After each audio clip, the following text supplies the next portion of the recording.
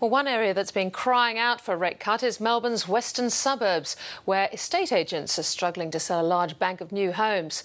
We sent our reporter Neil Woolrich out to see what they think about the Reserve Bank's move. Well, I'm here in a new home in Point Cook, west of Melbourne, where plenty of property developers are sweating on the RBA's every move. It's a rapidly growing suburb where thousands of new homes have been built over the past decade. But just lately, buyers have been getting cold feet. I'm here with one of the people who's trying to sell homes into this market, Craig Delaney from Long Island Homes. So, Craig, what's your reaction to the Reserve Bank's decision to cut interest rates by 50 basis points? Well, Neil, I think any help that you can get in a tough economy is greater help. I think that the interest rate cut today really gives optimism back into the marketplace.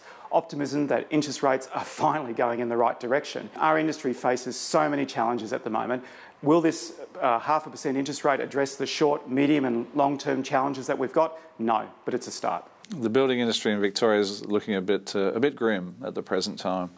We've seen a decline in residential activity of something like 19.5% from last year, and we're predicting it'll go down even further this year by nearly 4% again. So the Reserve Bank's decision to cut rates by 50 basis points has finally given the industry some much needed good news. A good decision. Put it out there, let's see where we go. Let's see if it really picks the economy up, if it gets some credibility into building, into everything. Walter Moroli says he's never seen conditions this bad in his 27 years in construction, with firms closing down at an alarming rate. There have been some business collapses and potentially there's more to come. It's a struggle for business to adapt to a new environment where cash is king.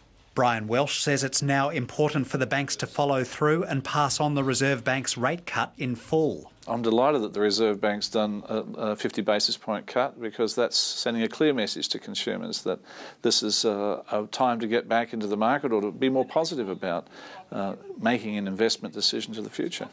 Also on the way down is manufacturing, with the performance of manufacturing index hitting a 7-month low and showing a sharp contraction in activity. The fact that they dropped the interest rates is a really positive thing, as I say, to people with mortgages.